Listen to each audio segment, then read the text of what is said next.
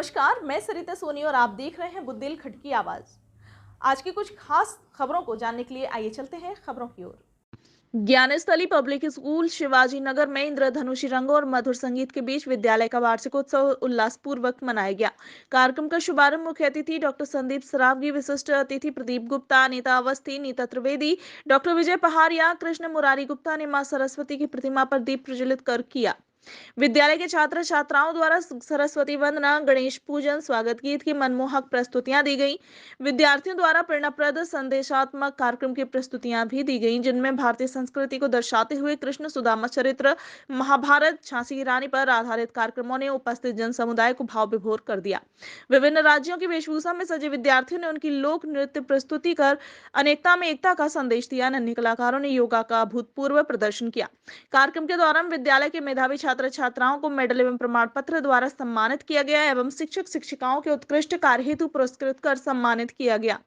अतिथियों को शॉल व श्रीफल देकर सम्मानित किया गया। इस अवसर पर प्रबंधक अर्चना गुप्ता ने कहा कि ऐसे कार्यक्रमों से हर विद्यार्थी का संपूर्ण विकास होता है। विद्यालय के प्रधानाचार्य हरगोविंद सिंह ने कहा कि हर विद्यार्थी को अपने समाज और उसकी संस्कृति के प्रति जागरूक होना चाहिए। कार्यक्रम के मुख्य आतिथ्य उद्बोधन में डॉक्टर संदीप सरावगी ने कहा, हमारा देश विभिन्नताओं में एकता वाला देश है, जहां अलग अलग धर्म, जाति, जन्म स्थान के लोग भी एक साथ मिलजुल कर रहते हैं।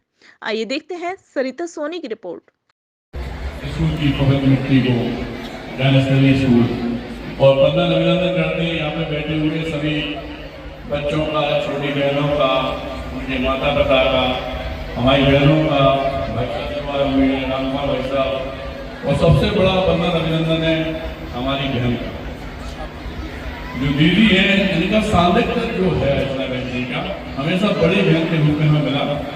बहुत प्यार करते हैं हम लोग। दीदी माँ भी कहें तो छोटा शब्द होगा, क्योंकि दीदी के संगे संगे माँ जैसा प्यार, आशीर्वाद की हमेशा आपने हमें निबंधन दिया। सच यह है कि पूरी जिंदगी में आपने समाज सेवा बहुत ज्यादा, इसमें कोई शक नहीं। और जब इन्हें लगा कि हम अपने जैसे ही और लोग खड़ा कर रहे हैं, तो इन्होंने बच्चों को वो रूप देना शुरू कर दिया, इस कच्ची मिट्टी को वो रूप देना शुरू कर दिया कि ये लोग सेवा के काम में, देश के काम में और जगत के काम में लग रहे हैं। आप लोगों को बताना चाहते हैं कि इसी तरह हम डॉक्टर संदीप सरावगी की संघर्ष सेवा समिति के तहत सिर्फ और सिर्फ दूसरों के आशीर्वाद का कोई संकट है या माँ बाप नहीं है, भाई नहीं है, वो वहां पे पिता की, एक बड़े भाई के, परिवार के सदस्य अपनी भूमिका का निर्वाह कर चले तो हम लोग अकेले थे बच्चा। लेकिन आज की तारीख में हजारों हमारे, कम से कम 20-22 हजार हमारे बच्चे मेंबर हैं और दिन रात सिर्फ एक ही काम, आप लोगों से प्रेरणा लेके, दीदी जैसे व्यक्तित्व से, लाखवा जैसे भाई साहब से, सबों से प्रेरणा लेके सिर्फ एक ही काम करते हैं, किसी तरह किसी के काम में आया है।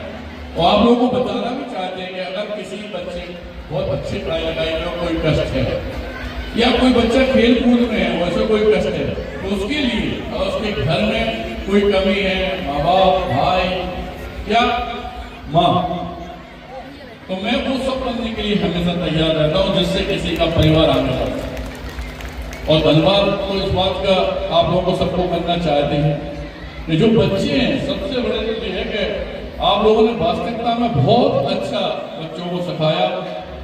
और हम तो ये सोच के आए थे कि दीदी ने के पास जाना है और 20 मिनट मिल के हम चले आएंगे, लेकिन दीदी का प्यार और बच्चों के जो उत्साह था वो सब देख के दीदी रुक गए, क्योंकि कहीं जाना था, इसलिए दीदी से विशेष आग्रह किया।